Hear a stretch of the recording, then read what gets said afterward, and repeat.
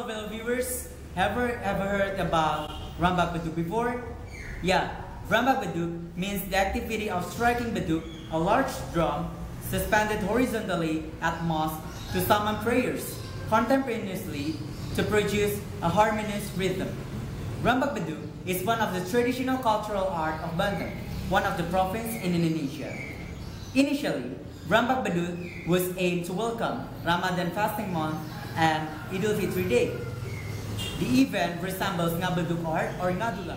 As it is a genial and attractive art, Rambak Beduk become an economic prospect as any other music, art, or instruments. Basically, the function of Rambak Beduk is for religious values and entertainment values and economic values. Rambak Beduk is an advanced Beduk art or Ngadula or Ngabeduk. Unlike Ngabeduk, which can be played by anyone, any others, the Rambak Beduk only can play by professionals.